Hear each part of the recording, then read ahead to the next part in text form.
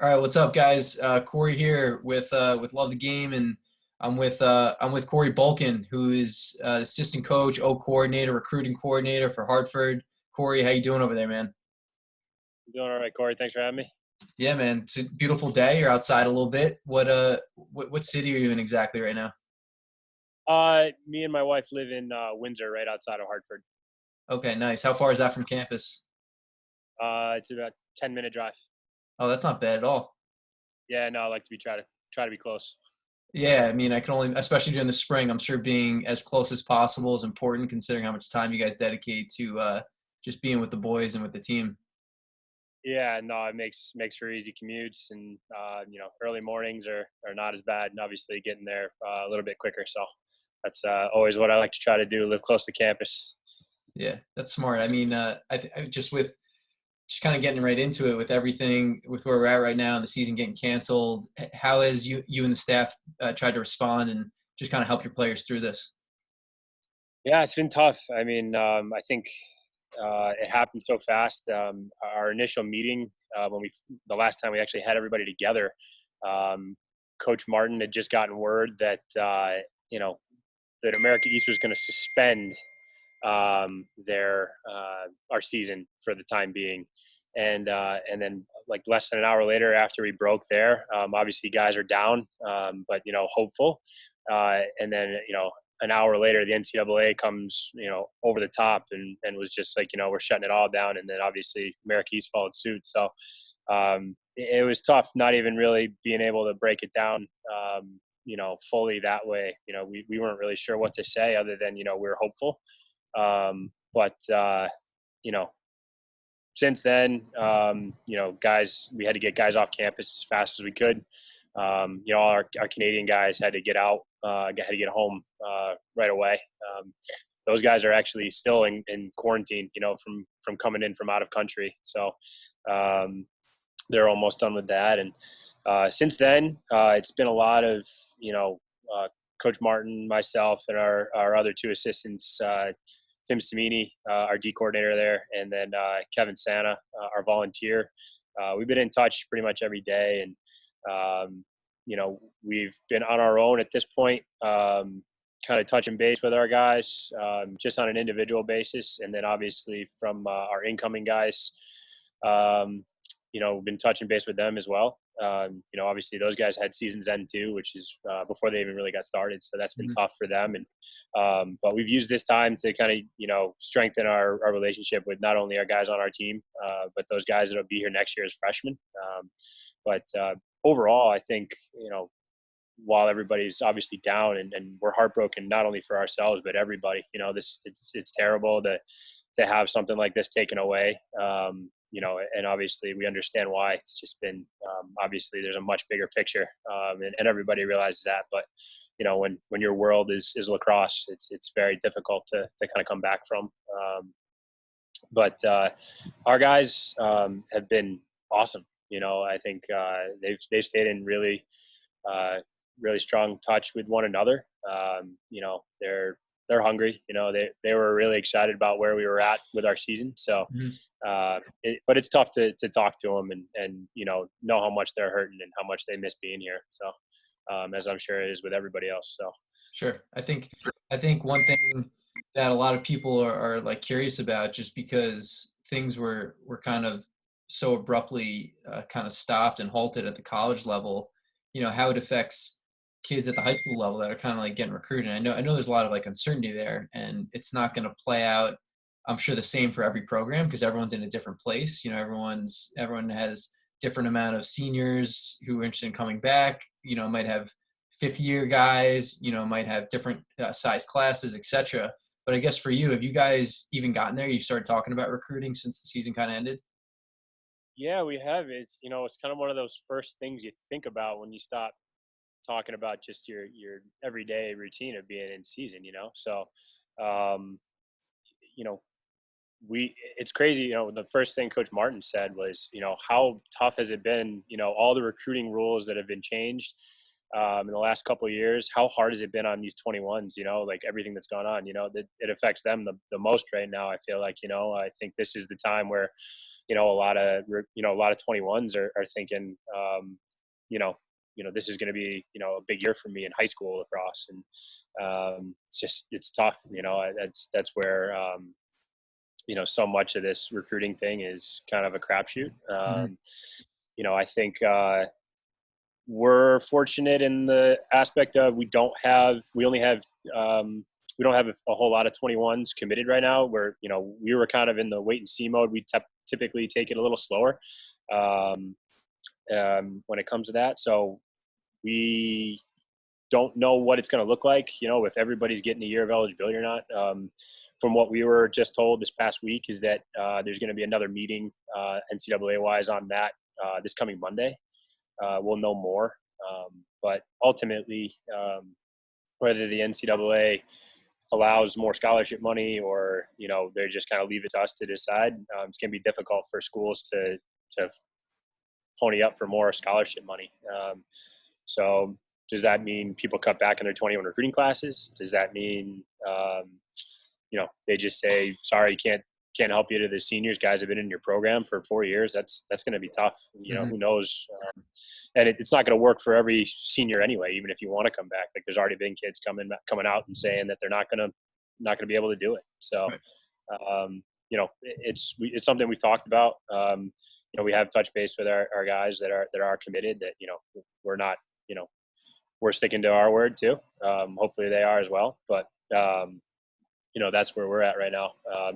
So, I think after, this weekend or, next week, I mean, with the new meeting that's going to be happening from the NCAA's perspective, we have to start kind of having some conversations with guys and, do our sophomores want to stay sophomores next year? Do our, freshmen, and that's a long way off for them to have to decide. So Yeah. it's there's a lot of uncertainty there, and I kind of feel for these 21s. That they're going to be kind of feeling the repercussions of this for years. I feel like almost.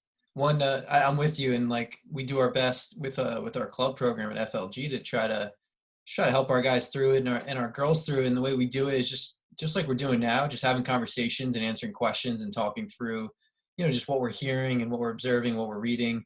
And one thing I've kind of had some of our players do is just take a step back for a second and really get a good understanding of like what do you want to get out of college, and then maybe like re-engage with some schools that are good fits for those specific players. Would you agree that this is kind of like a good time for maybe a kid to send a video out or send you an email or something along those lines? Absolutely. I mean, now more than ever, you're going to have a much more captive audience. If you're a recruit sending out film this time of year, you know what I mean? Obviously we try to do it all in season, but from our personal perspective, where we were at with recruiting throughout the season, I think we had a handful of guys that we really liked that we were, staying in really close contact with. And, but now with what's going on, I mean, you know, we're trying to fill up the days a little bit, obviously there's plenty to do, but, you know, everybody's looking to make their program better in any way they can at this point in time, as every coach is. So, and what you do with that right now is recruit. You can't obviously go out and see any lacrosse right now. Not that there's any being played, but yeah, no, I feel like, in the next coming weeks, you're going to see a lot of coaches really on the phones a lot, and trying to get in touch with guys, trying to learn more about guys without being able to see them play. And obviously film is a huge piece of that. If we can see some film from this past fall or winter, guys playing box, or obviously their last sophomore season or whatever it may be, I think this is probably one of the best chances you'll ever have to make sure coaches are watching, because I'm hitting refresh on my email, I feel like every I 5 hear your minutes. email blowing up right now. Yeah. So, hey, you guys were looking pretty good going into conference play. You guys had a nice win against a good Manhattan team. I saw. You guys kind of opened up the gates a little bit against Wagner. You're going up, and we're playing Stony Brook. How did you guys feel as a staff? Like how the team was progressing for the 2020 season before it got cut short. Yeah, no, I think that you're exactly right. And I think we'd won 3 of our last 4 I think a couple games where we had a lot of guys take steps forward, some younger guys. And then, we'd had two of our first line midfielders, Tyler Kapora and Carter O'Connell, really just, they'd really come into their own throughout the course of this past fall. And, they were really leading the charge for us offensively, especially. And, obviously getting a few guys, some younger guys get their feet wet and really get comfortable with college lacrosse. 6 games in, you feel like, your freshmen aren't freshmen anymore. We were so excited. There's a lot of guys producing. We felt like our bench, was deeper than ever. And we were playing a lot of guys every game. We ran, 3 midfield lines pretty regularly for the majority of the season. And, we're really excited about that. We've had some freshmen contributing there on both sides of the ball. Starting a freshman on defense, a kid named Zach Buffington was doing an awesome job for us. I think he was in top 20 in the country in caused turnovers per game. As a freshman, that's no small task. And then running 3 freshman midfielders that we're pretty comfortable getting up and down the field, getting back in on defense, running a freshman defensive midfielder. So all guys that, got a face full of college lacrosse really, really quickly here, and getting into, conference play. Obviously that's a different beast. Stony Brook was going to be certainly a tall task, but, our guys that were here last year, they felt confident. They know that we had the pieces to get it done for sure. I think, we're starting to see some of those things kind of fall in place for us after stumbling a little bit early. Our special teams were coming back around a little bit. That's something we hadn't been great about in our first couple games. And then obviously face-offs and our goalie play had really taken a turn. They'd done a nice job. We had two pretty young guys shouldering the load at both of those spots too, which is pretty cool. You guys, you talk about your depth a little bit, running 3 midfields. It's a lot of dudes. I mean, is it a product of you guys just having a lot of talent, or you just kind of like, are you a play fast team? Like you guys like to push the pace a little bit? Talk about like your style of play. Yeah, no, I mean, so on our first midfield line, I mentioned Tyler Kapora and Carter O'Connell. Both of them, throughout their time here, they're both juniors. And throughout their time, they started more on the defensive side of the ball. So to have, 2 guys on your first midfield line that you can rely on to get back in the hole and not give up transition and not just survive, but, make plays on the defensive end of the field. That's a huge comfort. And, we've got, another guy on the second midfield line, another junior, actually, Justin Kachuk, who is, jack of all trades. He took like 150 faceoffs for us last year, scored in every game this year as a midfielder on the second line. Did an awesome job kind of heading up that unit for us. And we gave him some younger guys to kind of bring along. We've had some sophomore attackmen, 2 guys, Hunter Kraus and Braden McKercher, that do some great things, and filled some roles last year as well when guys got hurt. It was almost a product of having a lot of guys that really deserve to be on the field, and we had some athleticism, and guys that wanted to be on the field offensively. You had to be willing to play some midfield, and when you come to Hartford and you want to get on the field and as a midfielder, you got to be prepared to get back in the hole and play some defense. So we had a lot of guys, buy into that. They just really, they want to be on the field. They just want to play lacrosse, however that looks, at that given time. So we were pretty lucky with that. If you were to like boil down like the ideal Hartford like lacrosse player, like what are some of the qualities that kid might possess? Maybe not necessarily like as much. Obviously, you want good lacrosse players, skilled, high IQ guys, but maybe what are some of the intangibles you guys look for? Yeah, I think even for before my time here, I've known a lot of guys that have come through here and gotten the chance to meet a lot of guys. Some of the greats that they came through here. Even in the last few years, um, those guys are guys that have chips on their shoulder. Like Coach Martin loves talking about blue collar mentality. I think that's something that I 100% believe in, especially when you come to a place like Hartford.